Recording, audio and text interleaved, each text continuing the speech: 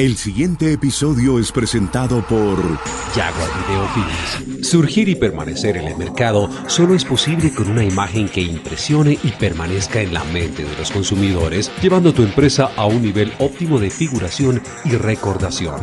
Jaguar Video Films desarrolla, produce y expone lo mejor de tu empresa a nivel mundial.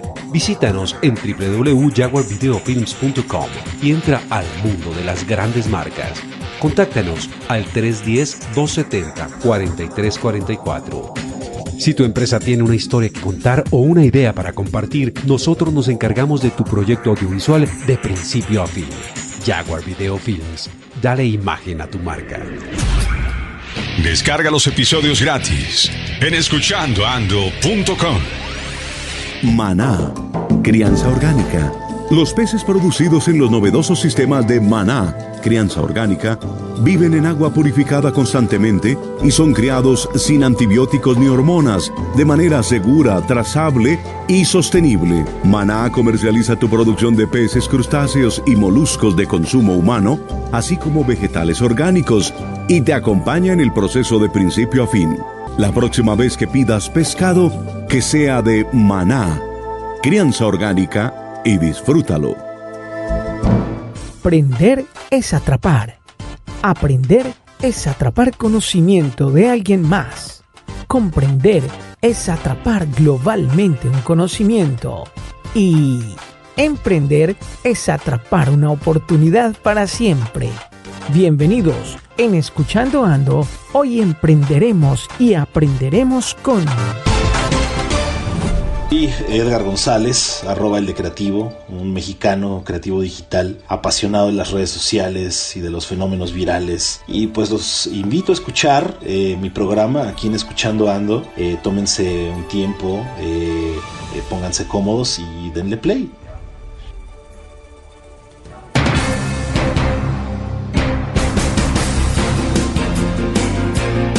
Desde los estudios de Columbia Broadcast International, aquí comienza un episodio más del único programa radial dedicado a todos los emprendedores que forjan un mundo mejor.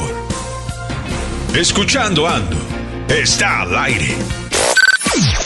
Escuchandoando.com. ¿Qué hay de nuevo, amigos? Un saludo especial para nuestros oyentes en los 5 continentes. Recuerden compartir nuestros episodios con sus amigos y equipo de trabajo y sigan el ejemplo de miles de personas que hoy potencializan al máximo sus emprendimientos gracias a escuchandoando.com. Suscríbanse en nuestra página web y disfrútenlo, ya que el show es gratis y acaba de comenzar. Muy bien, muchísimas gracias. Pues aquí tomando un jugo, ¿verdad? Y comiendo un poquito de fruta en este almuerzo.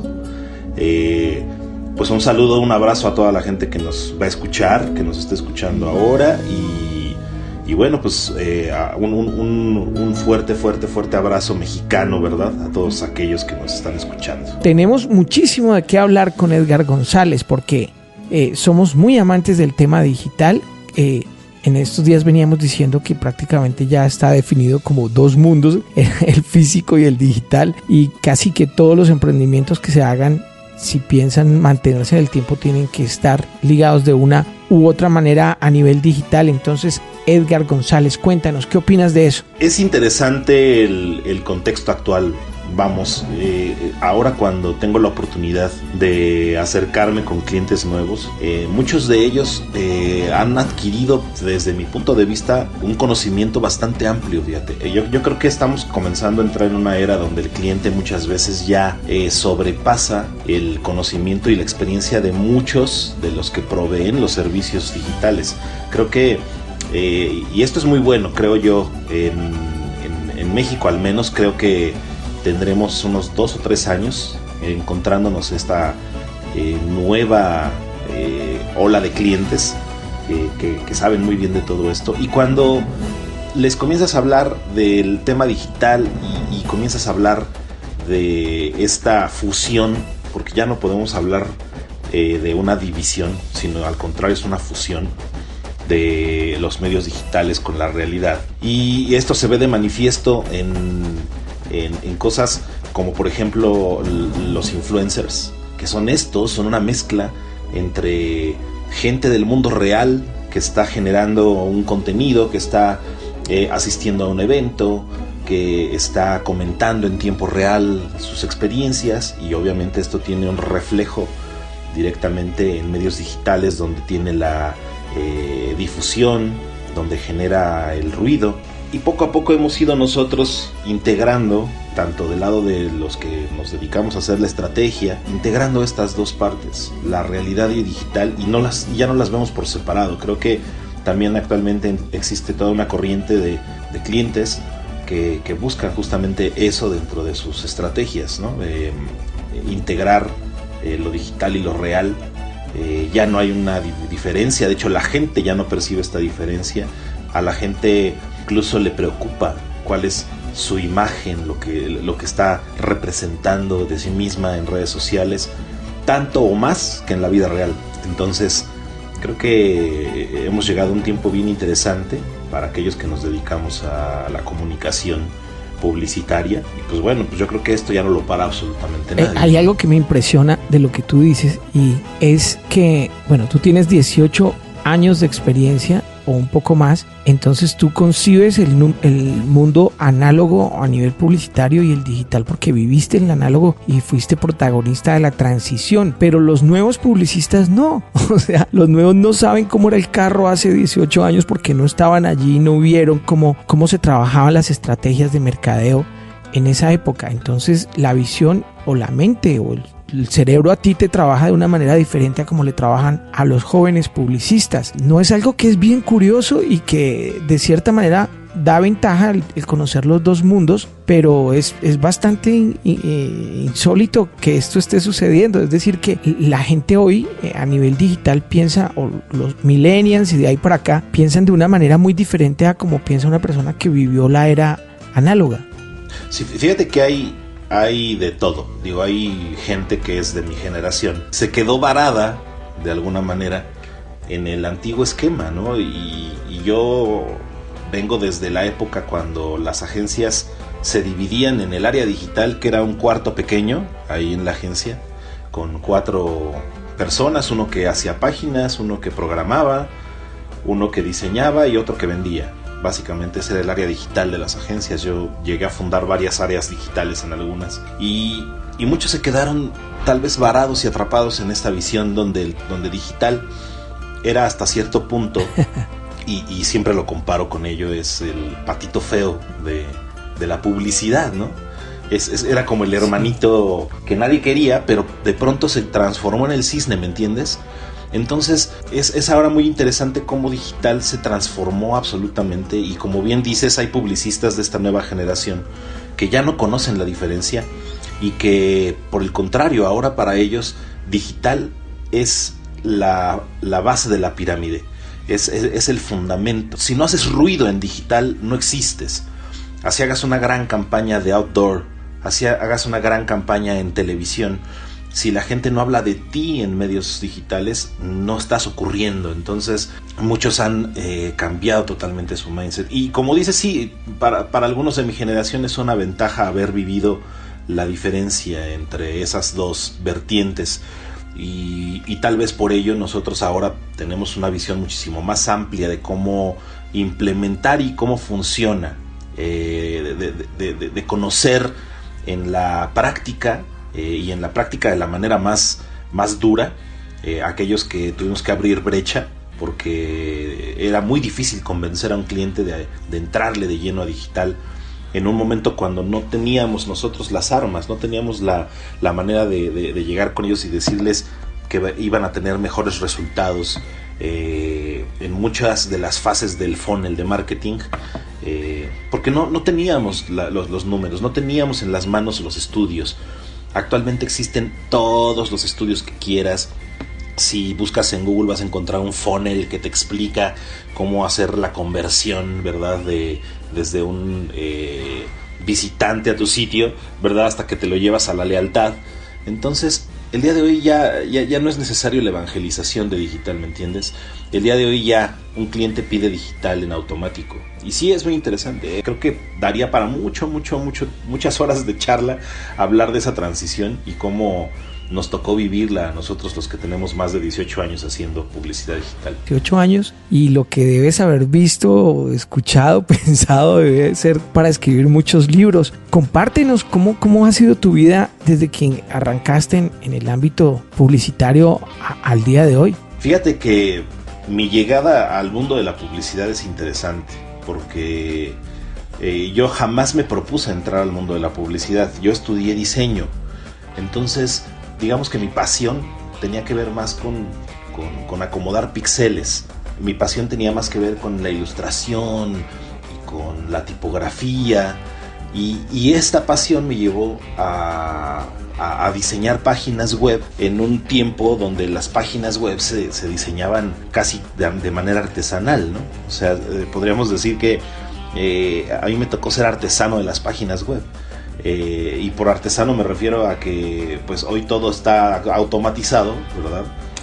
Tienes una línea de producción, tienes máquinas, y nosotros hacíamos páginas con editores de texto súper rudimentarios, programando directamente código. No podíamos ir visualizando el 100% del tiempo lo que estábamos diseñando. Teníamos que tener por un lado el programa que visualizaba el navegador de internet, y por otro lado el editor, y aprender a hacer este trabajo de diseño me apasionó, y de pronto me atrapó al grado de dedicarle pues unos 3 o 4 años de mi vida de lleno al diseño de páginas. Y fue así como llegué a fundar un pequeño despacho de diseño de páginas en México, que fue uno de los primeros 5 que hubieron en México, por allá de 1995-96, y cuando creció este despacho al grado de ser pues uno de los principales proveedores de servicios de diseño web a nivel Latinoamérica, fue entonces que una agencia de publicidad volteó a ver este despacho y lo adquirió. Y cuando adquirió este despacho, esta agencia de publicidad que fue el comprador, nos vuelve a recontratar a todos los empleados, y a mí me recontratan como director creativo. Entonces es una cosa bien interesante, porque yo jamás me hubiera imaginado que de la noche a la mañana iba a pasar de ser un diseñador de páginas a un director creativo de agencia de publicidad. Entonces tuve que aprender el oficio de la dirección creativa pues prácticamente en una semana. De otro modo no hubiera sobrevivido. O sea, tuve que aprender qué era el awareness, tuve que aprender qué era el share of market, tuve que aprender qué era un brief en un curso super express de una semana. De otro modo no hubiera sobrevivido. Y pues a la fecha agradezco mucho a quienes en ese momento fueron mis mentores y mis jefes, que tuvieron paciencia y que se sentaron conmigo a enseñarme todo lo más básico para poder conocer y entender de este oficio. Y bueno, pues ya son, este año estaría cumpliendo prácticamente ya 20 años de esa ocasión, cuando se fusionó este despacho con la agencia, y son los mismos años que llevo impulsando, evangelizando en su momento, convenciendo a las marcas, a las grandes marcas, de atreverse a hacer cosas en medios digitales, en un tiempo cuando el mainstream o la corriente principal pues era hacer campañas en televisión. Entonces me tocó vivir mucho esta parte, me tocó mucho vivir esa transición y esa fase de convencimiento, y bueno, pues ahora la historia es muy, muy diferente, muy, muy diferente. ¿Cuáles anécdotas recuerdas de todos estos años de campañas? ¿Qué campañas las llevas con cariño y nos quieres compartir, que te hayan enseñado y que estés orgulloso del trabajo que hayas hecho? Pues hay varias, fíjate que es difícil, y cuando le preguntan es muy común que cuando le preguntan a un artista, ¿no? Le preguntan a un músico y le dicen, oye, ¿cuál es tu canción favorita de ti? Y te dicen lo mismo, ¿no? Pues es que todas y cada una son como hijos, ¿no? Y entonces no puedes querer más a un hijo que a otro, ¿no? No creas, no creas. Bueno, creo que más que campañas, recuerdo clientes, ¿me entiendes? Y creo que hay clientes con los que hubo integración. Hay clientes con los que te quedas con esta experiencia de haber trabajado con personas muy profesionales, muy abiertas, muy propositivas, muy creativas. Y recuerdo con cariño Volkswagen, por ejemplo, que fue mi cliente entre 2002 y 2004, cuando propusimos nosotros en la agencia hacer el primer sitio para dispositivos móviles en Latinoamérica, por ejemplo. Volkswagen en México se atrevió y fue la primer filial de Volkswagen a nivel mundial en atreverse a hacer un sitio exclusivamente para dispositivos móviles, en un momento en donde, pues, ¿cuál era el dispositivo móvil más avanzado? ¿No? Me parece que era un Motorola en su momento, que podía navegar portales WAP. Me acuerdo que así eran los portales WAP, que entrabas a una página que era súper fea, ¿no? De fondo blanco, con las ligas de hipertexto en azul. Era súper rudimentario, ¿no? Era lo mismo que las páginas de hacía 5 o 6 años atrás, ¿no? Sin nada de multimedia. Sin embargo, pues ellos dijeron, vamos a hacerlo. Hicimos ese sitio. Con él tuvimos la oportunidad de participar a nivel Latinoamérica en algunos concursos de creatividad digital, y por ahí tuvimos algunos premios en su momento. Y bueno, pues con esto se viralizó internamente dentro de la compañía, hasta el grado de que este mismo modelo de sitio para dispositivos móviles se replicó en otros países, etcétera. Entonces recuerdo, por ejemplo, ese proceso, recuerdo ese cliente y lo recuerdo con cariño, porque fue para mí el estereotipo de lo que para mí era el cliente perfecto, un cliente que no cuestionaba tanto las cosas, sino que decía sí y además, ¿no? O sea, ese sí y además hace una gran diferencia, porque la mayoría de los clientes, tristemente la mayoría, o sea, más del 70% es sí, pero, ¿no? Y ese sí, pero es como igual a no. Y la realidad es que cuando dicen sí, pero, es que hay desconfianza, es que no hay una inquietud, un entusiasmo.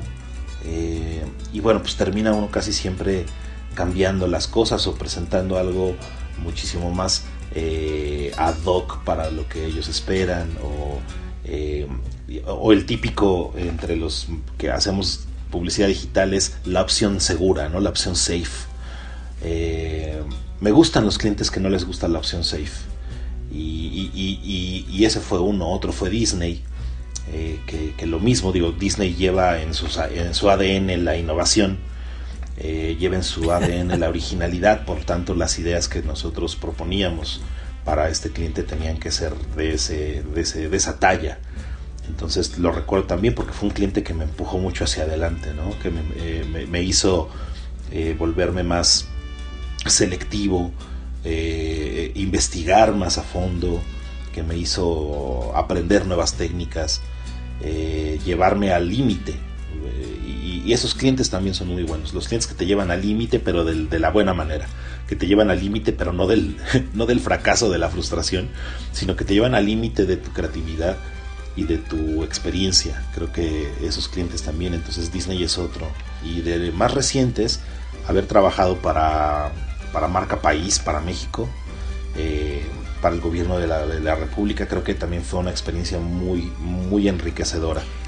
¿Te ocurrió alguna vez que hubieras tenido una gran idea y la hubieras tenido que dejar almacenada? Así hubieras peleado o batallado más bien con el cliente, y que tú estabas seguro que la idea era buena y finalmente terminó engavetada. Pues fíjate que yo como práctica personal, profesional, suelo no guardar muchas ideas así, si llega a pasarme, que de hecho no me pasa una vez cada año, si me pasa una vez cada mes, o sea, una o dos veces, yo suelo tener estas ideas en un apartado especial, y las saco con la primera oportunidad que tengo con otro cliente, o sea, yo soy muy promotor de que, pues, nosotros los que nos dedicamos a la publicidad y al marketing generamos productos muy constantemente, y tenemos que ser como los que fabrican sillas, ¿me entiendes?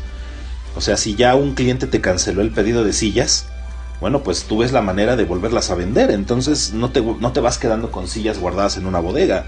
Tienes que aprender a revestirlas, a cambiarles el tapiz, a barnizarlas más oscuro o a ponerles un color diferente, pero vuelves a tener la oportunidad de posicionarlas en otro lugar. Entonces yo soy de esa idea. O sea, nosotros los que nos dedicamos a esto, que son los intangibles, como lo es toda el desarrollo de propuestas intelectuales, las ideas, pues no se acumulan. O sea, esas necesitas sacarlas, y definitivamente una buena idea siempre va a encontrar una manera de salir al aire, siempre va a encontrar una manera de divulgarse. No puedes ocultar una buena idea. Una buena idea es como el fuego, o sea, no lo puedes guardar, ¿no?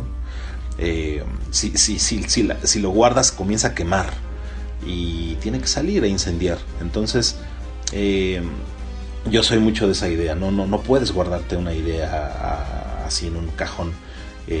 Busco siempre la oportunidad de cambiarle algo, de adaptarla, pero al final siempre termino posizionándola con otro cliente. Buongiorno, buon pomeriggio, buonanotte. Stiamo in escuchandoando.com. Ci incontrano in YouTube, Spotify, Deezer o la sua piattaforma favorita, che lo possano godere, tenere un piacere enorme ascoltando tutto questo programma. Grazie, ciao.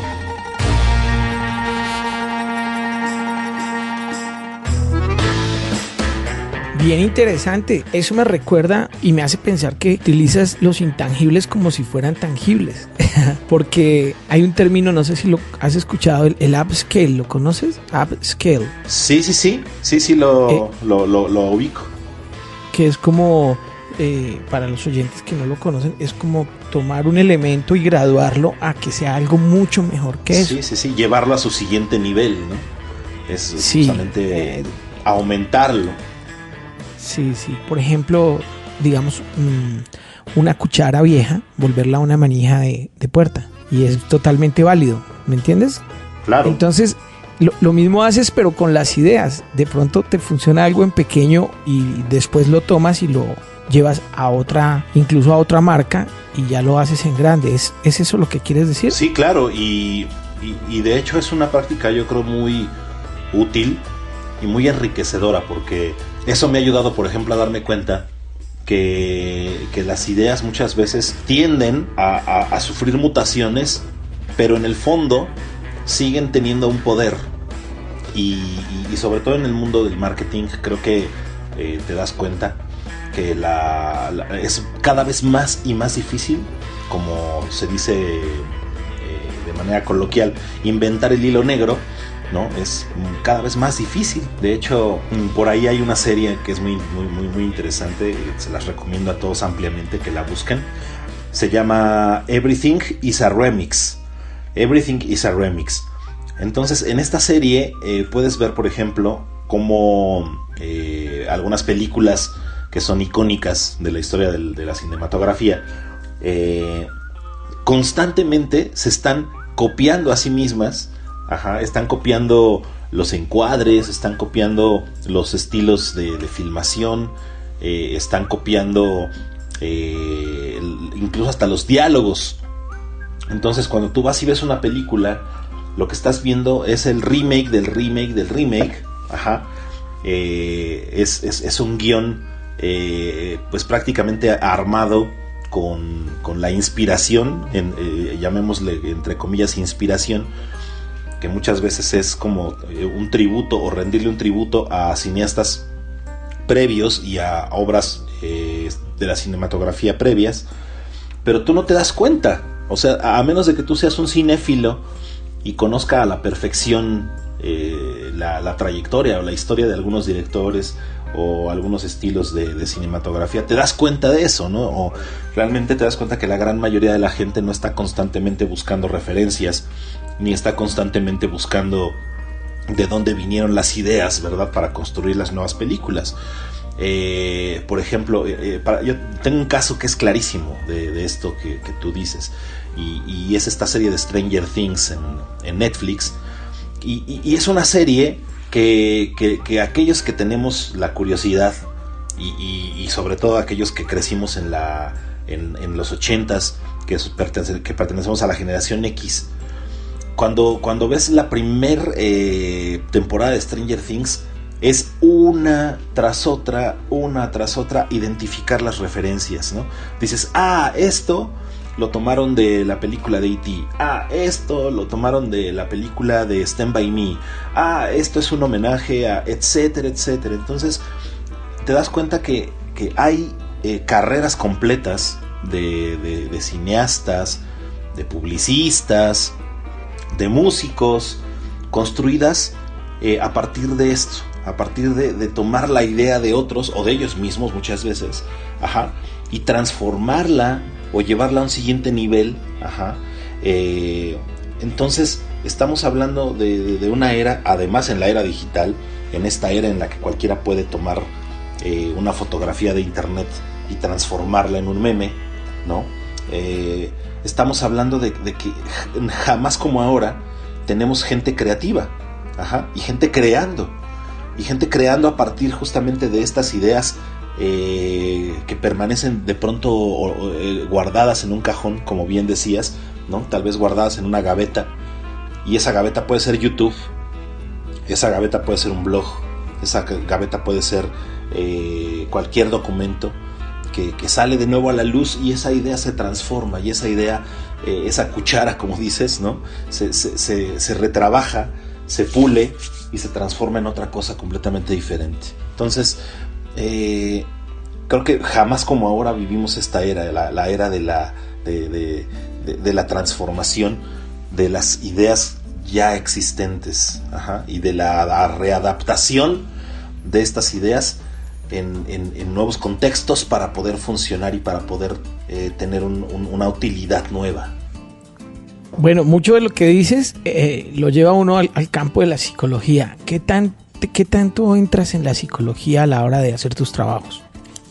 Es interesante que lo menciones, porque justamente yo creo que la psicología tiene muchísimo más que ver con la comunicación que el diseño gráfico. O sea, de ese tamaño.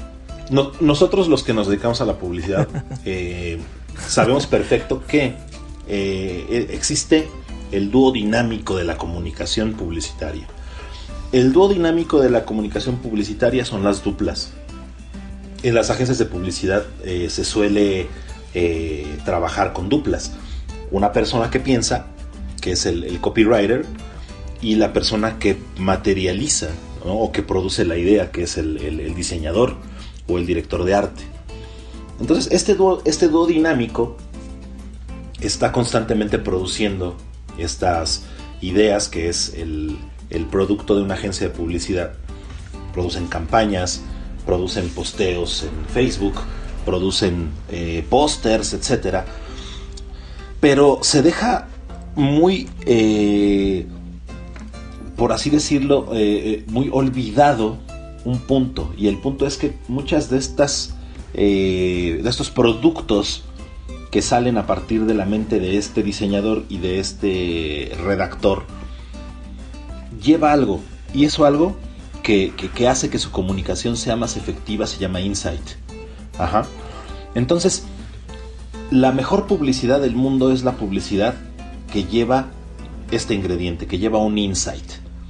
Y este insight, tú lo sabes, digo, y seguramente has escuchado hablar de ellos, dentro del territorio de la psicología, es esto que te hace despertar, que te hace comprender algo que no estabas visualizando, hasta que tu terapeuta tal vez lo apunta y dice, ¿te das cuenta? Y en ese momento viene como una iluminación, ¿me entiendes? Y entonces te cae la idea de peso y dices, claro, ¿cómo es que yo no me había dado cuenta? Y ese insight le cuesta mucho trabajo a la publicidad, creo yo, encontrarlo. Digo, depende mucho de las técnicas y de las herramientas que tiene cada quien para poder encontrar ese insight, pero suelo ver juntas en agencias de publicidad de horas y más horas, trabajo en la madrugada, para lograr encontrar ese insight. Entonces yo siempre he pensado, digo, ¿por qué no contratan un psicólogo? ¿Por qué no contratan a alguien que sepa justamente de cómo funciona la mente humana? De cómo generar las técnicas correctas de transmisión de la comunicación de estas ideas, ¿verdad? Para conectar correctamente con las audiencias. Y de verdad, entonces, para mí es bien interesante ver que las agencias pues no se han dedicado realmente a comprender la mente humana, ¿no? O sea, creo que si hay una industria que justamente trata de esto, de la percepción y de la influencia sobre ciertos grupos de personas, debería invertir, ¿no? en conocer mejor la manera de pensar de sus audiencias, y gastarían muchísimo menos tiempo si tuvieran gente que se dedicara a la psicología. En lo particular, a mí me gusta investigar mucho y conozco gente que se dedica a la psicología, y no solo a la psicología, sino a la neurociencia, y de este modo he logrado enriquecer muchísimo mi conocimiento, ampliarlo y lograr algunas fórmulas o algunas técnicas para poder conseguir llegar a ciertas ideas y llegar a ciertas pues creatividades, ¿verdad? Que tengan un mejor performance en los medios, que generen muchísimo más interés y relevancia, que entreguen mejor un mensaje de marca. Ajá. Y bueno, pues esto lo he ido yo desarrollando ya con el tiempo, pero sí, yo soy de la opinión que la publicidad necesita muchísimo más meterse al estudio de la mente y de los pensamientos, de los sueños, de la imaginación de las audiencias, ¿no? Impresionante lo que acabas de decir. Hay muchísima confusión por parte de los emprendedores hacia qué es lo que tienen que hacer en el mundo digital. O sea, no está inventado, y cuando ya uno cree que medio aprendió algo, que ya llegó a primero de primaria, resulta que a la semana cambia el algoritmo de X, Y o Z y otra vez todo tiene que comenzar de cero. Es impresionantemente difícil tomar decisiones en el mundo digital. Tratando de que sean decisiones administrativamente inteligentes, es decir, utilizar los pocos recursos que se tienen o muchos de la manera más eficiente y gastando la menor energía y tiempo posible. Háblale a las personas que tienen pequeñas y medianas empresas y diles qué es lo que tienen que hacer o cuál sería la manera más inteligente de trabajar, contratando una agencia, un community manager, un sobrinity manager, hacerlo uno mismo, no hacer nada. O sea, ¿cómo se trabaja? ¿Cómo se toman esas decisiones? Que además hace falta también ese cargo, así como tú lo decías del psicólogo. Hace falta un X de una agencia de publicidad que su labor sea asesorar a las personas en qué es exactamente lo que deben contratar. Mira, algo que para mí es esperanzador siempre, y se los digo de manera prácticamente literal, como lo dijo en su momento Steve Jobs. Y Steve Jobs tenía una visión, desde mi punto de vista, pues era una visión de alguien total y absolutamente adelantado a su tiempo. Realmente se siente hoy la ausencia de una mente como la de Steve Jobs detrás de la marca que él fundó, porque ha sido una marca que dejó de innovar a partir de la muerte de Steve Jobs. Pero Steve Jobs solía decir que Internet iba a venir a hacer algo de lo cual no todos iban a estar felices, dijo. Porque vas a poder tú, una persona común y corriente, poder crear todo un universo en Internet y parecer como si fueras una gran corporación. Es lo que él decía, y decía que no había grandes y pequeños. Ajá. En Internet tú tenías la posibilidad como marca de verte igual de poderoso e influyente que la marca más grande y millonaria del mundo. Entonces él estaba diciendo esto, y tal vez él, al estarlo diciendo interiormente, él estaba anunciando o reconociendo que iban a venir marcas más pequeñas que Apple, ¿me entiendes? Y que iban a venir marcas muchísimo más humildes, por así decirlo, que su marca, que la marca que él había fundado, y que se iban a llevar un botín en credibilidad, se iban a llevar un botín en percepción de innovación, ¿verdad? Muchísimo más alta que Apple. Y al día de hoy, pues hemos visto surgir cualquier cantidad de unicornios, ¿verdad? Que pasaron de ser esta startup, ¿no? Esta pequeñita startup, como lo fue en su momento Uber, como lo fue en su momento Airbnb, como lo fue en su momento Spotify, ¿no? Y son empresas que tienen menos de 10 años, ¿me entiendes? Contra un Apple que lleva prácticamente 40 y que el día de hoy, por mucho, ¿verdad? Se llevan de calle a Apple en innovación.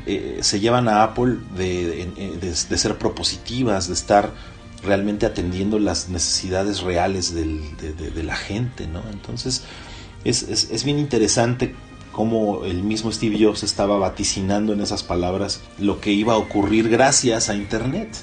Entonces, eso siempre se lo digo a una pequeña y mediana empresa, y les digo, así decía Steve Jobs, y decía Steve Jobs que ustedes particularmente, las pequeñas y medianas empresas, en Internet tienen la posibilidad de verse mejor o igual que una gran corporación.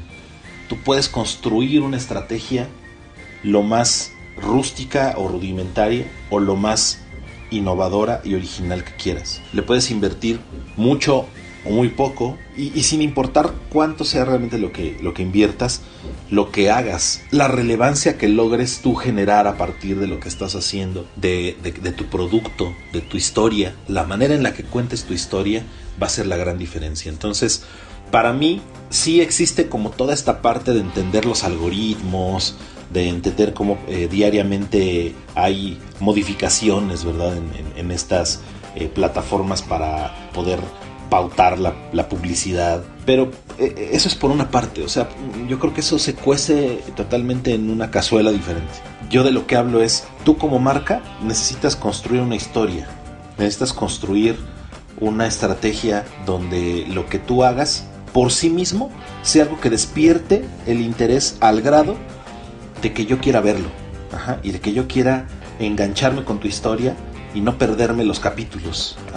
Y siempre lo digo, construir una historia como marca se parece muchísimo más a construir el guión de una buena serie, ¿verdad? Que hacer un marketing plan o que hacer todo una proyección de metas 2019. Para mí, si quieres de verdad transformarte en una marca que agregue valor a la vida de las personas, necesitas construir una historia. Y esto es lo que muchos han logrado, ¿verdad? Entender. Yo veo de pronto ejemplos en Instagram de pequeñas empresas, como por ejemplo pueden ser panaderías o restaurancitos o gente que está haciendo cerámica y utilizan Instagram como principal herramienta de difusión de su trabajo. Y son cuentas con millones de seguidores, ¿me entiendes? Y eventualmente estas cuentas con millones de seguidores, pues obviamente producen clientes reales. Entonces, tú ves de pronto ahí en ese microuniverso que son las pequeñas y medianas empresas o lo que son, por ejemplo, los influencers, estos pequeños microuniversos que están generando cosas relevantes, cosas que incluso las grandes corporaciones no logran, no logran conectar con audiencias porque no entienden eso y no entienden que lo que necesitan incluso las grandes corporaciones también es construir una muy buena historia. Y una muy buena historia se construye obviamente con imagen, se construye con personajes. En este caso, pues tu producto puede ser un personaje, tu gente puede ser tu protagonista, o el mismo usuario puede ser el héroe de tu película. Entonces, yo creo que tiene muchísimo más que ver con eso. O sea, triunfar en redes sociales tiene más que ver con cómo cuentas tu historia, que tanto estás invirtiendo en pauta o estás invirtiendo en programmatic o comprando anuncios en ciertas plataformas, ¿no? Creo que al final termina siendo un mix, pero para mí es más importante lo primero. Lo primero es contar una gran historia. Muy buena lección. Ahondemos un poco más en el tema de esa pasarela visual llamada Instagram. ¿Cuál es tu concepto y tu experiencia de Instagram? Para mí es, de manera personal, mi red social favorita, y por muchas razones.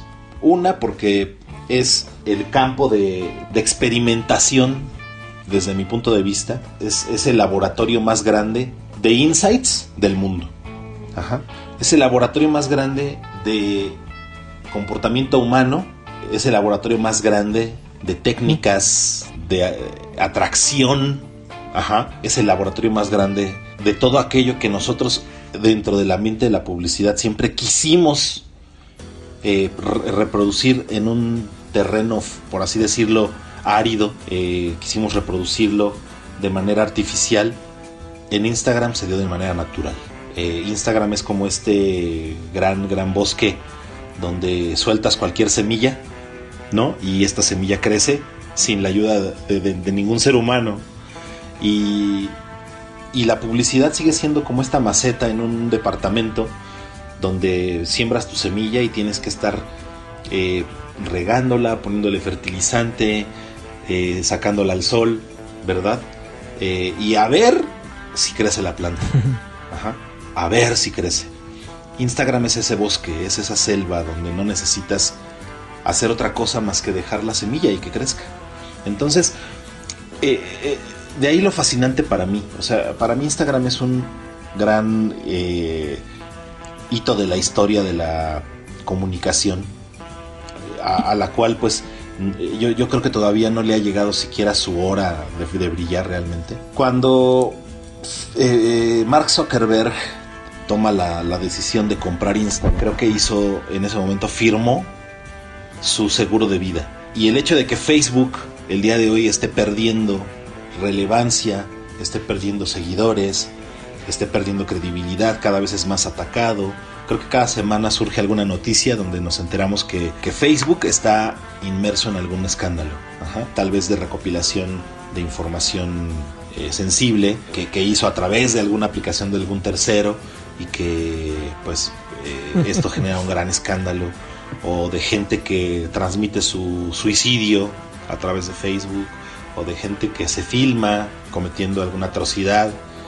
Entonces poco a poco Facebook se va transformando en un lugar, si fuera un lugar físico, es como la ciudad más peligrosa del mundo, ¿entiendes? O sea, esta ciudad donde existe crimen, donde existe tráfico de gente, donde etcétera, etcétera. E Instagram es otra cosa, ¿me entiendes? O sea, Instagram es como un paraíso. Es para mí el paraíso de las apariencias, ¿me entiendes? Y no digo, o no estoy demeritando que haya gente que pues legítimamente está contándonos su vida real, pero yo te puedo decir, sin temor a equivocarme, que el 90% de la gente que usa Instagram y que genera contenido en Instagram, al menos de este tipo de contenido que genera un engagement altísimo, es gente que está fanfarroneando, es gente que realmente no está viviendo esa vida, es gente que preparó 2 horas el set para tomar una fotografía y que pareciera que está disfrutando la vida, y la realidad es que no. La realidad es que hay un ciclorama, una iluminación, una persona diciéndole acomódate en esta posición, haz esto otro, ajá, hasta que salió la fotografía y la chica parece estar disfrutando un día en la playa, y la realidad es que no. La realidad es que detrás de ella tenía un equipo de 10 personas estresándola, ¿verdad? Porque no conseguían la toma perfecta. Salut, bonjour, bonsoir. T'as écouté escuchandoando.com sur Spotify, Deezer, iTunes, surtout à ne pas manquer.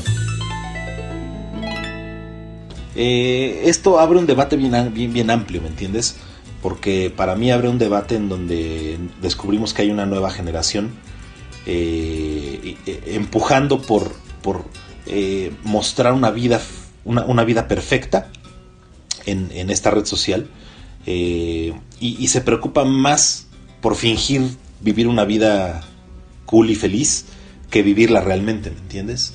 Entonces Instagram es una de las primeras aplicaciones que salió con filtros, y este concepto del filtro es uno de los conceptos más revolucionarios dentro de la comunicación digital. Ajá. Ahora tú lo sabes, y hay aplicaciones que te filtran el rostro, te ponen orejas de perro, te maquillan para que no se vean tus imperfecciones, te agrandan los ojos en tiempo real. Y estos filtros, de cierto modo, empoderaron a toda una generación para atreverse a mostrarse en medios digitales, para atreverse a decir algo, para atreverse a subir una foto. Ajá, se sintieron empoderados y hoy nadie los para, ¿me entiendes? Vivimos en la era de la sobreproducción de contenidos. Instagram es de las principales redes sociales productoras de fotografías de nubes, de comida, de pies, de uñas, de selfies, y son contenidos que nadie está pidiendo, ¿me entiendes? O sea, nadie pidió y dijo, claro, me voy a suscribir a este canal que solo sube selfies. No, o sea, en realidad estamos viviendo en una era donde la gente está autocomplaciéndose, ¿no? Y la gente que se autocomplace, que tiene esta necesidad de aprobación, pues es la que está llenando estas redes sociales de interacciones, ¿me entiendes? Por otro lado, hay cosas muy interesantes en Instagram. Instagram es la principal red social de descubrimiento de cosas nuevas. Está bien sabido que toda la generación millennial toma a Instagram como la principal referencia de cuáles son los productos que quiere comprar, los lugares que quiere visitar en sus vacaciones, el auto que se quiere comprar, etcétera, etcétera. Entonces, Instagram se ha vuelto como un gran escaparate de la vida que muchos quisieran vivir. Entonces, esto justamente las marcas ya se dieron cuenta, y las marcas están haciendo cada vez cosas muchísimo más especializadas en Instagram, ¿me entiendes? Yo de hecho tengo todo un producto construido alrededor de Instagram. Yo soy un creyente fiel de las cosas buenas que pueden surgir de esta red social.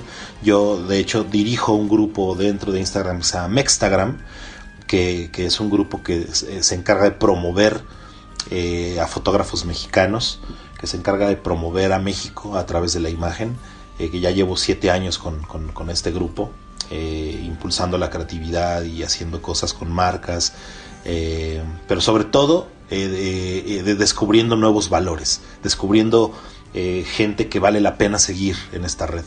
Entonces, yo soy un fiel creyente de esa red, así como sé las motivaciones que tiene mucha gente que abre un perfil en Instagram, así también sé que hay muchos que la utilizamos como una fuente de inspiración, que la utilizamos como una pequeña ventana para asomarnos al mundo y conocer el lado bueno o el lado positivo de las personas y de los países, ¿no? Creo que a nadie le gusta subir lo malo a Instagram. Por el contrario, es una red que por alguna razón está construida alrededor del amor, alrededor de sentimientos positivos, alrededor de mostrar lo mejor.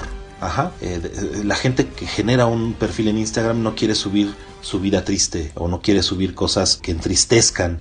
No, al contrario. La fórmula dentro de Instagram es que tú generes contenido que te haga sonreír, y esa es una gran diferencia con esa red social.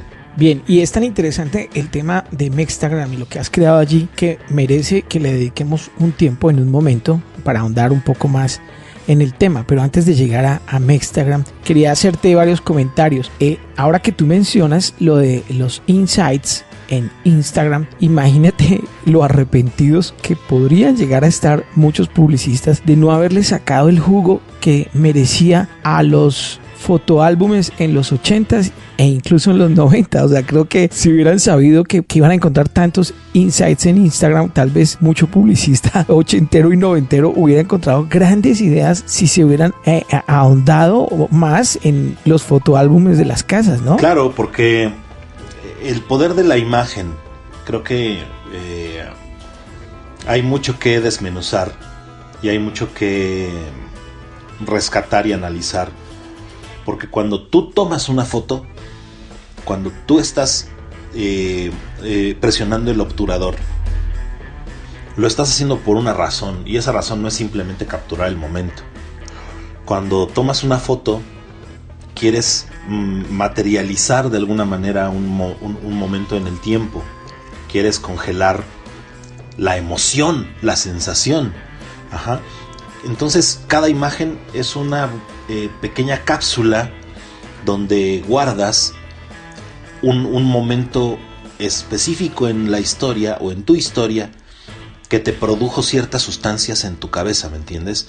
Entonces recuerdo mucho un eslogan de Kodak en los 80s y creo que para mí es el eslogan que define mejor a la fotografía. Y ese eslogan para mí es más permanente que nunca.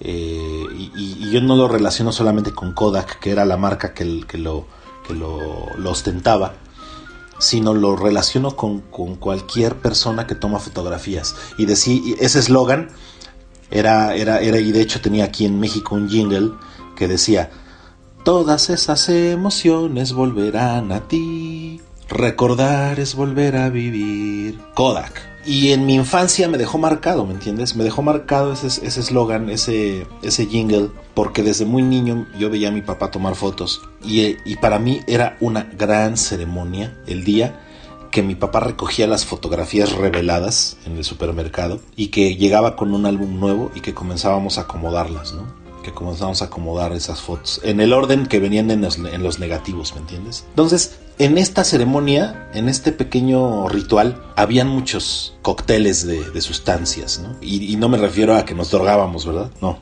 me refiero a que cuando tú tienes un ejercicio de tal grado, un ejercicio emocional, tu mente está generando, tu cerebro está generando oxitocina, está generando dopamina, está generando cortisol y está generando en diferentes medidas ciertos cócteles que te hacen sentir un placer indescriptible, ¿me entiendes? O sea, creo que había en mi casa dos momentos clave que eran estos rituales, y uno era Navidad y otro era el momento de armar un álbum nuevo, de unas vacaciones o de un cumpleaños. Y justo este cóctel de sustancias es algo que vale la pena estudiar el día de hoy. Y de nuevo, te digo, la publicidad requiere muchísimo más neurocientíficos, psicólogos, gente que comprenda, ¿verdad?, estas reacciones químicas en nuestros cerebros. Necesita muchísimo más eso que los diseñadores, ¿me entiendes? O sea, bueno, tal vez no, tal vez en igual medida, pero para resolver algunos de los grandes enigmas de la comunicación, creo que vale mucho la pena analizar estos cócteles y darte cuenta que una imagen, y por eso el día de hoy vivimos este gran boom de la imagen y del video en redes sociales, porque al final detrás de cada una de estas imágenes hay un cóctel de sustancias.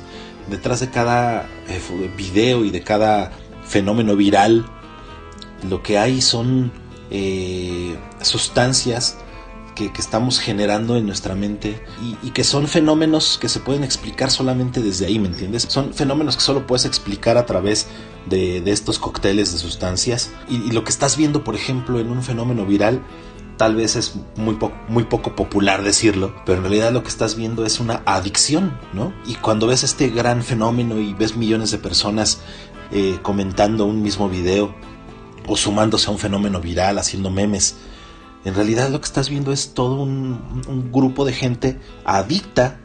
Ajá. Creo que no es un secreto, pero pues la gente se vuelve adicta a las series, ¿no? Hay gente que en una sola sentada puede ver toda una temporada completa de una serie porque no puede parar.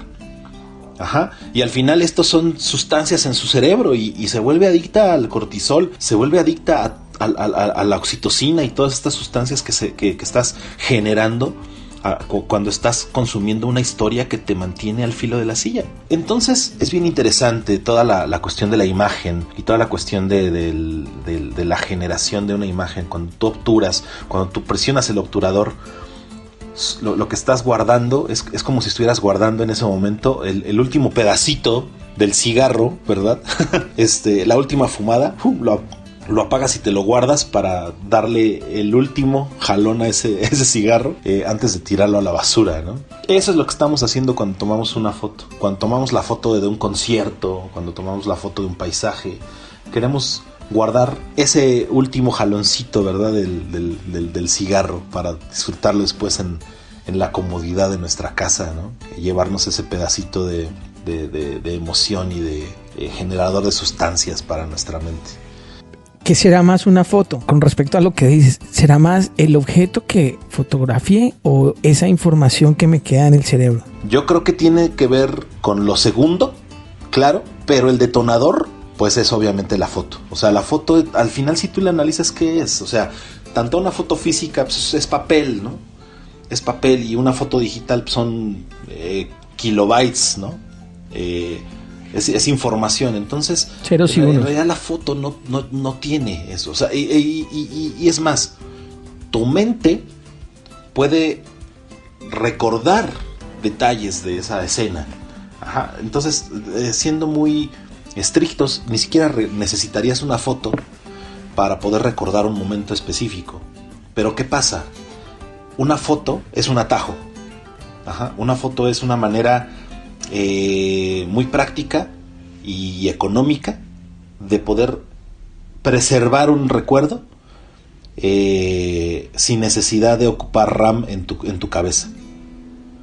Entonces es muchísimo más fácil almacenar, archivar este recuerdo en bits y bytes y en papel, y guardarlo como un pequeño como un pequeño repositorio de recuerdos, para que tu mente haga toda esta sinapsis a la hora de ver de nuevo la imagen, y trate, ¿verdad?, de reconectar el olor de ese momento con tu sensación de ese momento, con el sabor que tenías en ese momento.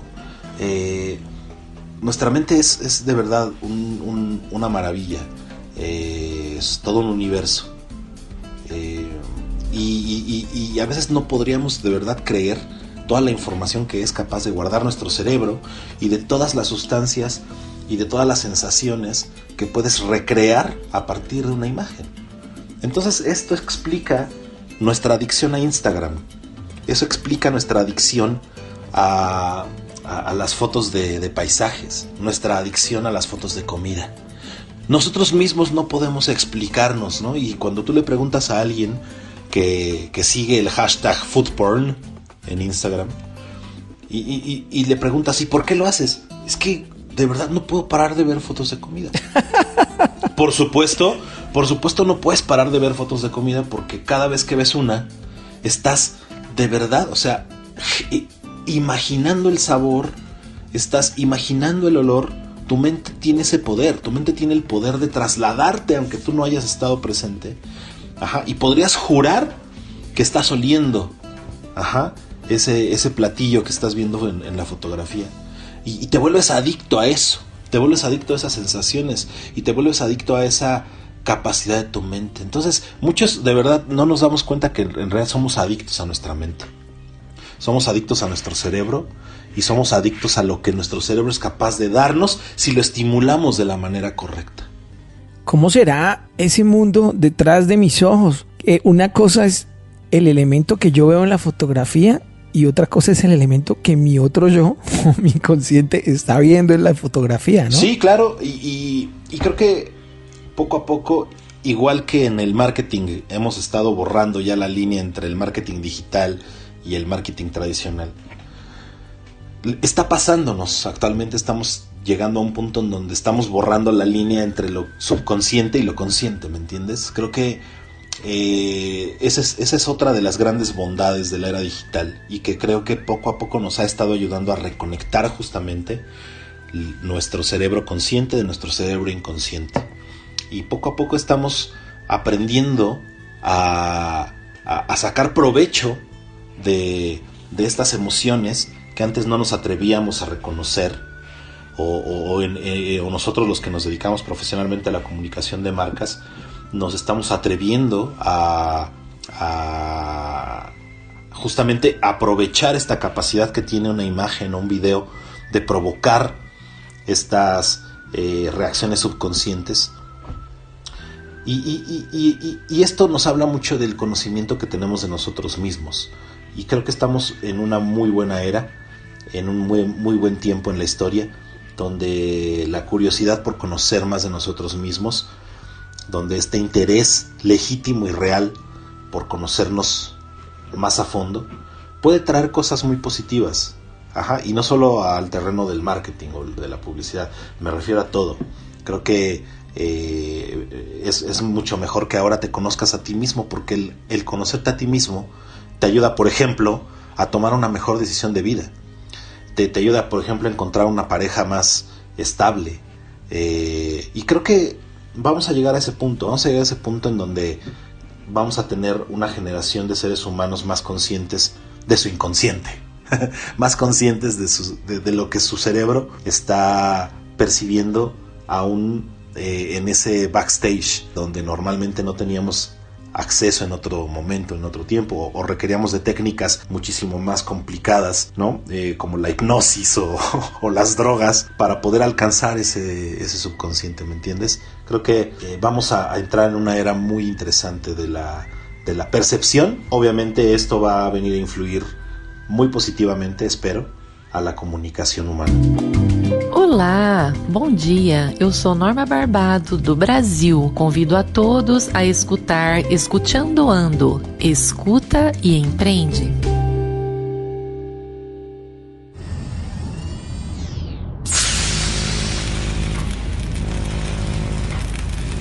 Quizás sea tan grande el cambio que ya la palabra humano quede en desuso porque deba definirse a esa nueva raza de otra manera, ¿no? ¡Wow! Así, tío, wow. Eso que acabas de decir es algo que en algún momento tuve la oportunidad de platicar en una mesa de discusión hace algún tiempo. Y justamente, ¿no? O sea, alguien venía y ponía en la mesa esta idea y decía, yo creo que el término de humano se está quedando corto. Ajá.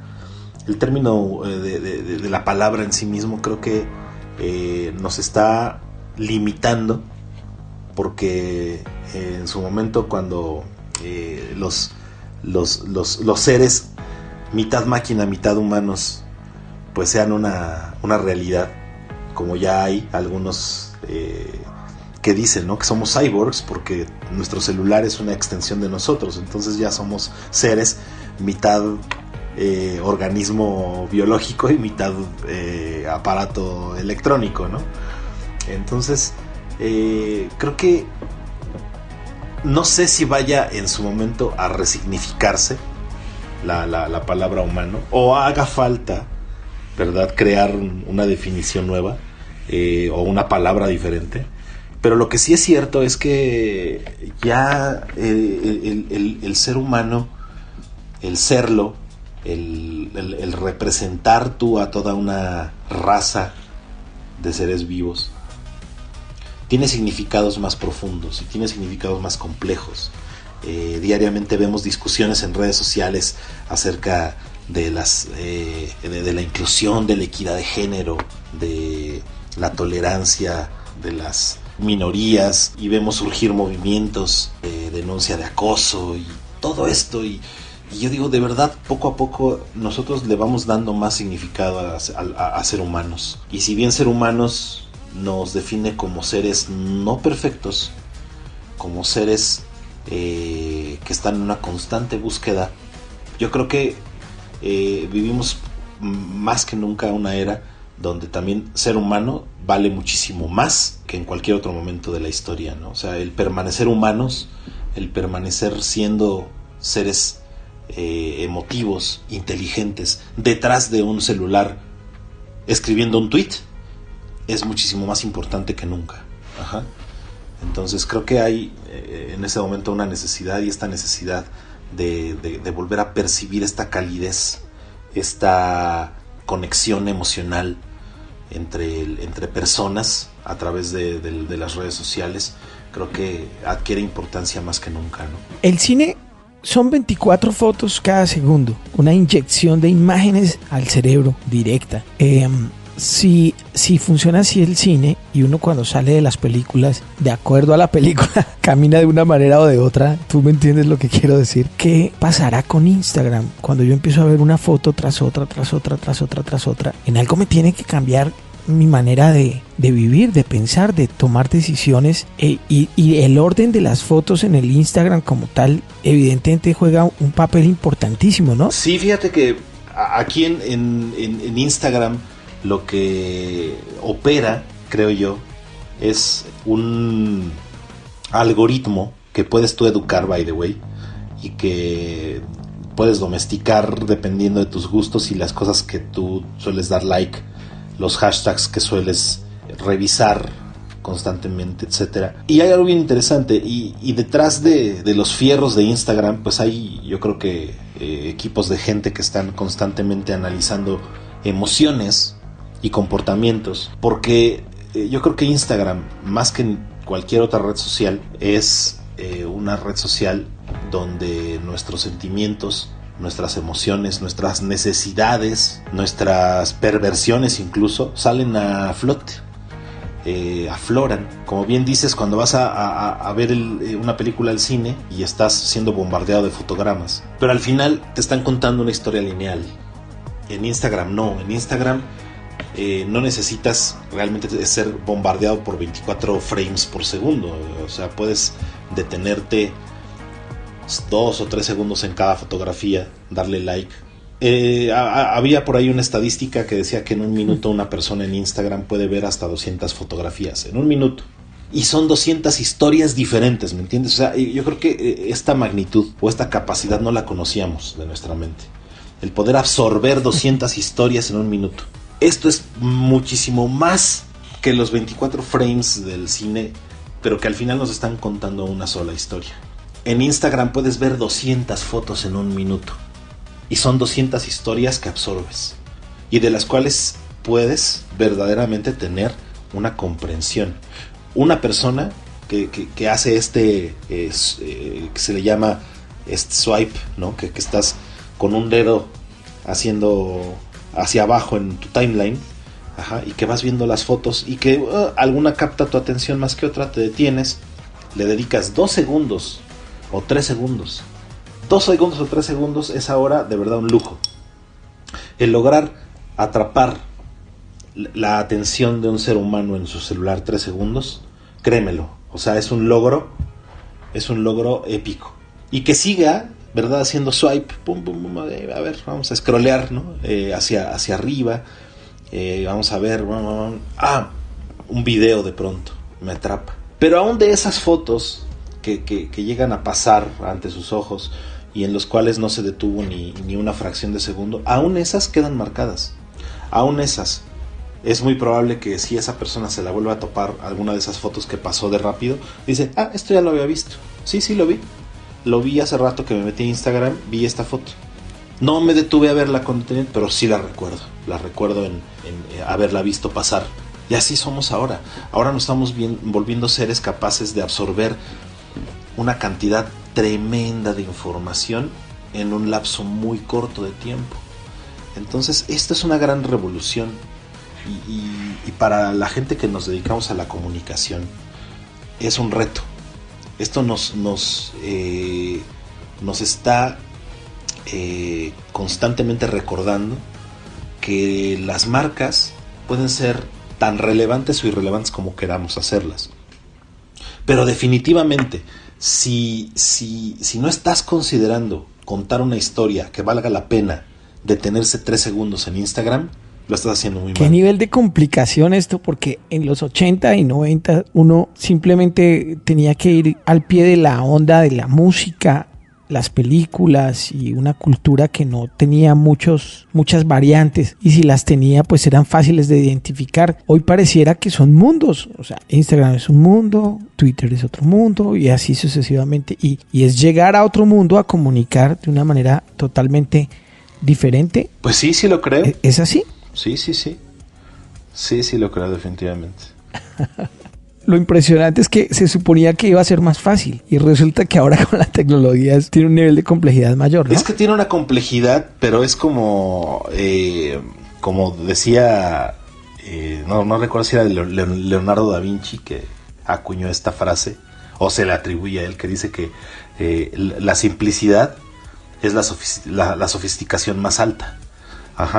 Y justamente para llegar a la simplicidad tuviste que haber resuelto un gran enigma, y el enigma de la complejidad, y creo que justamente de eso se trata. Creo que es más complejo en el sentido de que tenemos el día de hoy más cosas operando al mismo tiempo, pero justamente creo que la comunicación se ha vuelto más simple que nunca. Tú sabes que un emoji en WhatsApp puede ser el detonador de una historia tremenda. Si tú le mandas a tu novia el emoji del diablito, ¿no?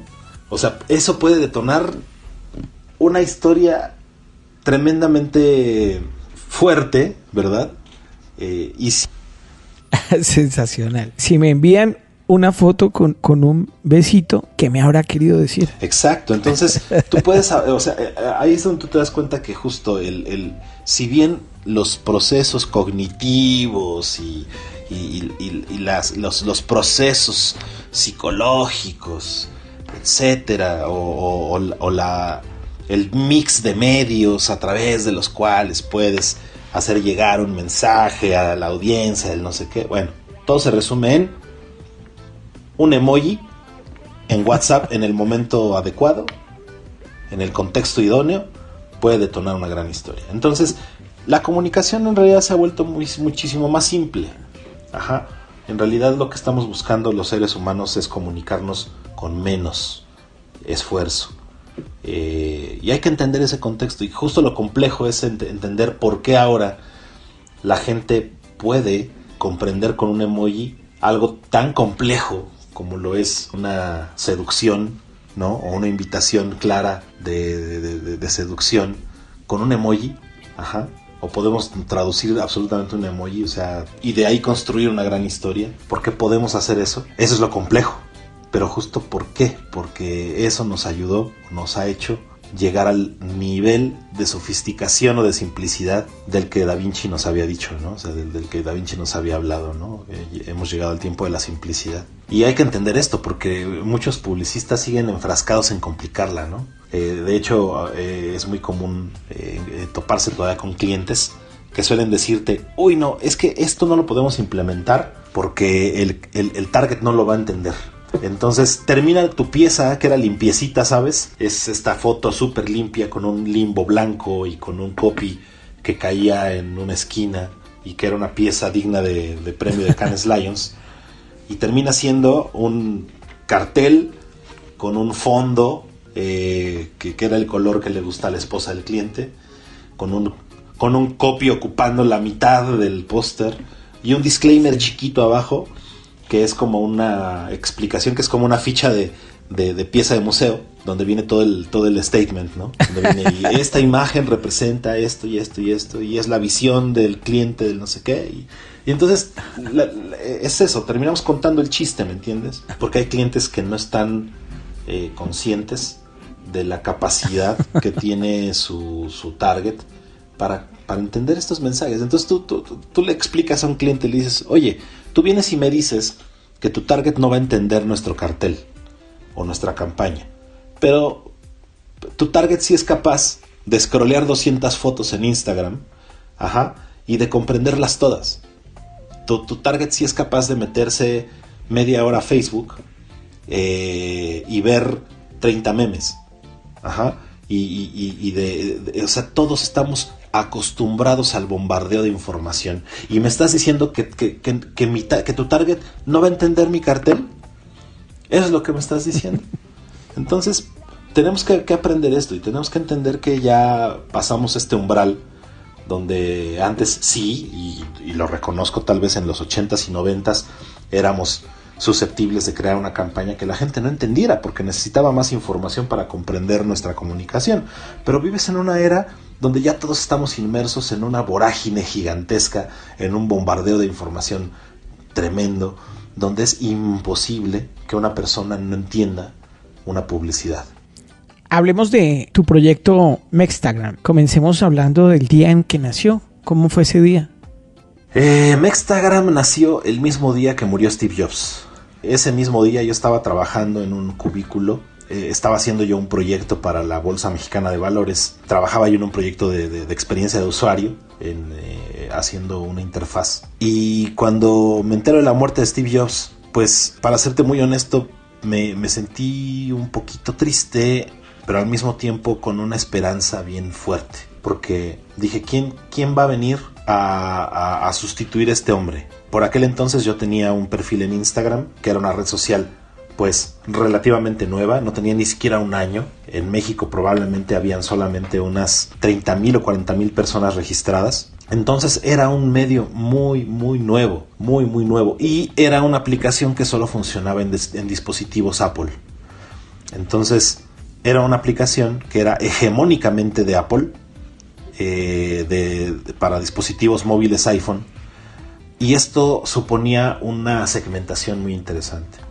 Entonces, en ese momento yo pensé en hacer algo que honrara el espíritu creativo de Steve Jobs. Y ahí fue cuando se me ocurrió y dije, bueno, voy a crear un perfil en esta red social que procure mantener el espíritu creativo y es un pequeño homenaje a Steve Jobs de una manera muy personal, aunque no tenga tal vez una relación directa con su nombre o con la marca, pero sí a la creatividad, pero sí a ese espíritu, pero sí a esa mentalidad de pensar diferente que promovió por muchos años la marca y que promovió él. Entonces ese día nace Mextagram, y el primer día que comienza Mextagram, ese día lo termino con 200 seguidores. Wow, para mí 200 seguidores era una cantidad tremenda, ¿sabes? O sea, en ese momento tener 200 seguidores en un momento donde solamente habían 30,000 personas en México con Instagram instalado en sus celulares, pues era una multitud gigantesca, ¿me entiendes? Actualmente ya creo que estaré cerca de llegar a los 100,000 seguidores, y todo siempre ha sido con un crecimiento 100% orgánico. Jamás he comprado un seguidor, jamás he acudido a los bots, jamás he utilizado técnicas apócrifas para crecer. Todo ha sido word of mouth, y todo ha sido mantener el espíritu del perfil, ¿sabes? O sea, mantener ese espíritu, mantener esta capacidad de asombro, mantener esta actitud de querer mostrar siempre lo mejor de mi país y de su gente. Y pues me ha dado muchas satisfacciones. He tenido oportunidad de encabezar, por ejemplo, de manera grupal, concursos donde hemos llevado lo mejor de México a hacer una exposición colectiva, por ejemplo, imprimir las fotos en tamaño póster y hacer una exposición de fotografía que resaltara, ¿verdad?, la grandeza del centro histórico de la Ciudad de México. No lo sé, me ha llevado a tener muchas satisfacciones. Incluso en algún punto la Secretaría de Turismo de México me llevó a mí y a otros influencers a recorrer algunas de las zonas arqueológicas del país, y me ha traído muchas satisfacciones. Al final yo creo que lo principal detrás de Mextagram, y que justo yo no quiero ser el rostro, porque creo que esa es una de las cosas de las que yo estoy muy consciente, y es que yo no me considero un influencer, o sea, pero Mextagram sí lo es. Entonces me gusta que un proyecto mío esté considerado como un proyecto relevante, que yo no tengo un afán de protagonismo en él, ¿me entiendes? Yo creo que lo importante es que detrás de esto, detrás del proyecto, los protagonistas sean aquellos que están constantemente aportando fotos al proyecto. Entonces hay protagonistas diferentes cada semana, no hay alguien que brille más, siempre le estamos dando oportunidad y el espacio a personas distintas y a corrientes muy diferentes de la fotografía. Está desde el que le gusta fotografiar en blanco y negro, o el que le gusta la fotografía de paisaje, o fotografiar arquitectura o graffiti. Entonces es una cuenta muy viva, es un perfil muy vivo, es un proyecto muy bonito en donde la verdad disfruto mucho hacer curaduría y pensar en proyectos con Mextagram. Creo que es una satisfacción que no ha terminado, y que creo que apenas he metido los tobillos al océano de posibilidades que puede ser. ¿Cuál crees que es tu mayor fortaleza a nivel profesional y por qué? Buena pregunta. Yo creo que considero mi capacidad de asombro como una fortaleza, porque la capacidad de asombro es de estas cosas que la gente va perdiendo con el tiempo, ¿me entiendes? Creo que si mantienes una capacidad de asombro, si mantienes una mentalidad hasta cierto punto un poco ingenua o inocente, y te sigues sorprendiendo y te sigues emocionando con cosas que al parecer para la mayoría son insulsas o son triviales, creo que mantienes una ventaja, y sobre todo si te dedicas a generar ideas para marcas. Esta continua búsqueda de ideas requieren que tengas una capacidad de asombro, requieren que tengas una ingenuidad para que puedas reproducir esa misma emoción, para que tengas la posibilidad de generar una estrategia de contenidos que transmitan esta misma sensación y otros vuelvan a sorprenderse y otros vuelvan a sentir emoción, a sentirse conectados con lo que tú estás haciendo. Creo que eso para mí es una ventaja, y otra ventaja es la curiosidad. Creo que el ser curioso, el ser una persona naturalmente curiosa, el ser una persona que se atreve a probar cosas nuevas, y que también estoy hasta cierto grado consciente de que puedo fracasar en muchas ocasiones, tal vez por probar cosas nuevas o tal vez por esta misma curiosidad que es ya inherente, pero el fracaso es necesario, ¿me entiendes? O sea, creo que hay gente que cree que lo importante en la vida es triunfar, y yo no soy de esa idea. Yo soy de la idea que no, lo que es necesario en la vida es aprender a sobreponerte de un fracaso y de una frustración. Eso es lo que realmente te va volviendo más fuerte. Eso es lo que realmente te va haciendo construir cada vez algo más fuerte para que sea más difícil de derrumbarlo. Así que yo abrazo el fracaso, abrazo la posibilidad del lado contrario de la moneda al que todo el mundo ve, y no espero yo el éxito en todo lo que hago, ¿me entiendes? Creo que haber trabajado, por ejemplo, para el gobierno de México me hizo entender que esa capacidad de asombro por un lado, y por otro la capacidad para sobreponerme de la frustración, fue lo que me mantuvo en pie durante ese tiempo.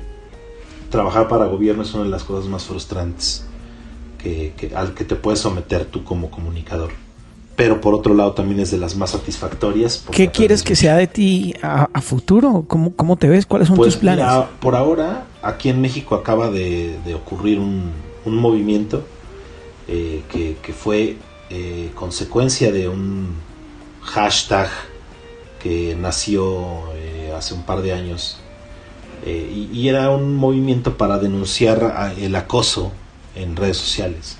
El acoso de gente en el mundo real, pero denunciarlos en redes sociales. Y es un movimiento que desde mi perspectiva se abordó mal, se salió de control.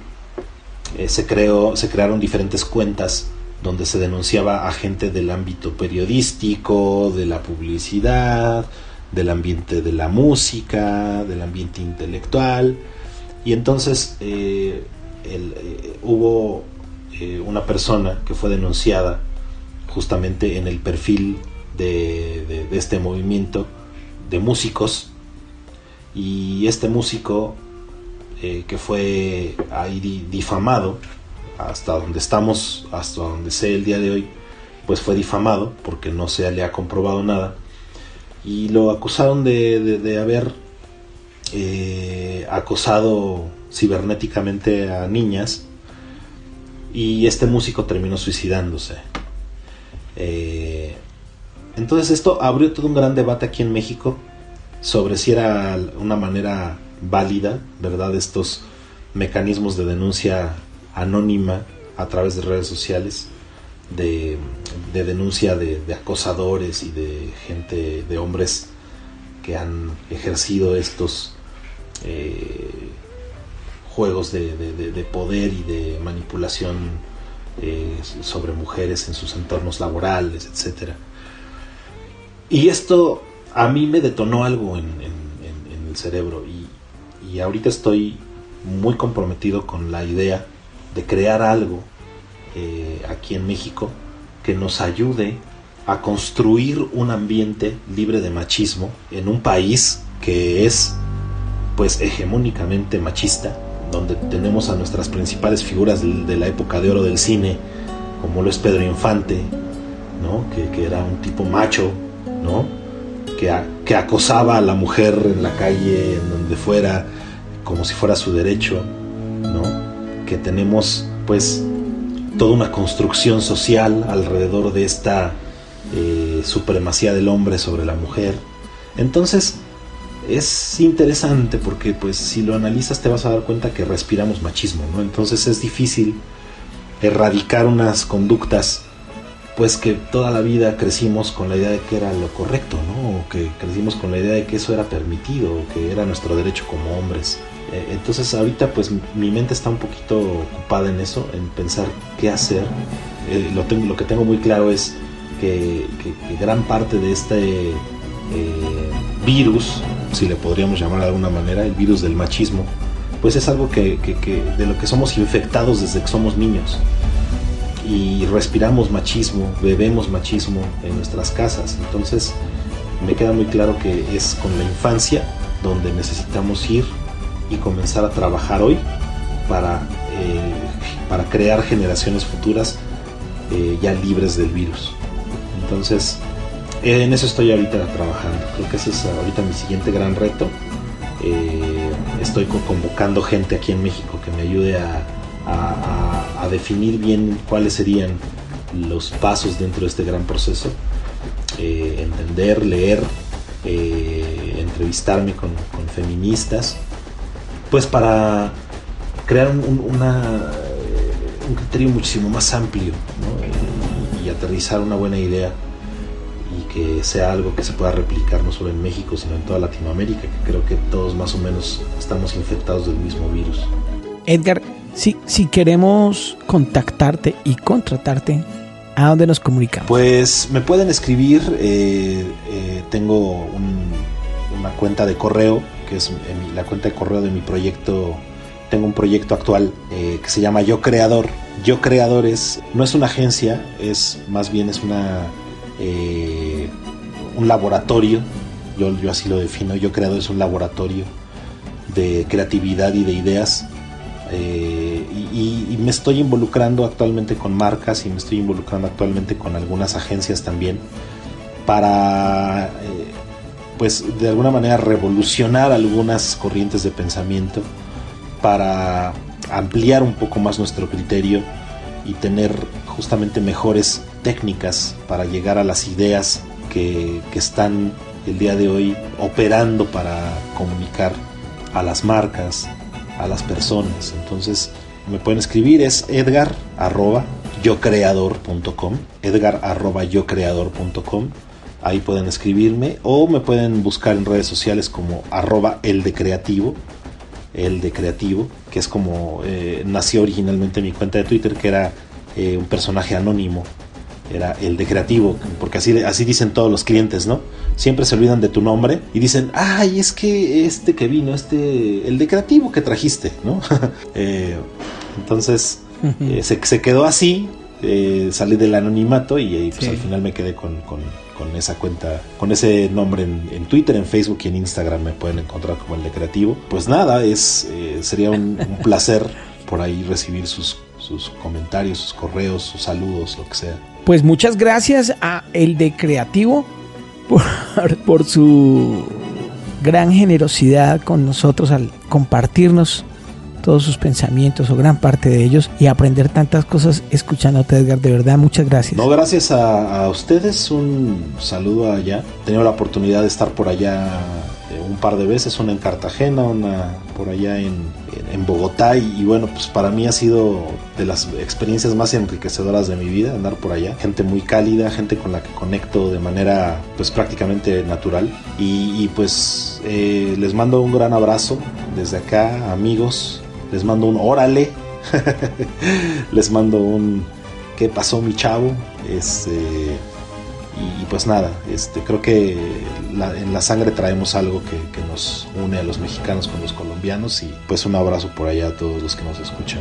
La neta, ha sido 1 hora 30 minutos bastante productiva. Muchas gracias y nos vemos en el camino, y si no nos vemos, nos escuchamos en escuchandoando.com. Llegaste hasta el final. Entonces te gustó. Ahora puedes decir Escuchando Ando. Comparte este episodio y descarga más en escuchandoando.com o en tu plataforma favorita. Hasta la próxima. El anterior episodio fue una presentación de Maná, crianza orgánica. Los peces producidos en los novedosos sistemas de Maná, crianza orgánica, viven en agua purificada constantemente y son criados sin antibióticos ni hormonas, de manera segura, trazable y sostenible. Maná comercializa tu producción de peces, crustáceos y moluscos de consumo humano, así como vegetales orgánicos, y te acompaña en el proceso de principio a fin. La próxima vez que pidas pescado, que sea de Maná, crianza orgánica, y disfrútalo. Descarga los episodios gratis en escuchandoando.com. Jaguar Video Films. Surgir y permanecer en el mercado solo es posible con una imagen que impresione y permanezca en la mente de los consumidores, llevando tu empresa a un nivel óptimo de figuración y recordación. Jaguar Video Films desarrolla, produce y expone lo mejor de tu empresa a nivel mundial. Visítanos en www.jaguarvideofilms.com y entra al mundo de las grandes marcas. Contáctanos al 310-270-4344. Si tu empresa tiene una historia que contar o una idea para compartir, nosotros nos encargamos de tu proyecto audiovisual de principio a fin. Jaguar Video Films. Dale imagen a tu marca. Y ahora que ya has disfrutado de las buenas nuevas, no te quedes con esto para ti solo. Suscríbete a nuestro canal escuchandoando.com. Es gratis y comparte con la mayor cantidad de personas en el mundo esta información positiva, esta experiencia inspiradora. Recuerda que estamos en todas las plataformas digitales. Comparte.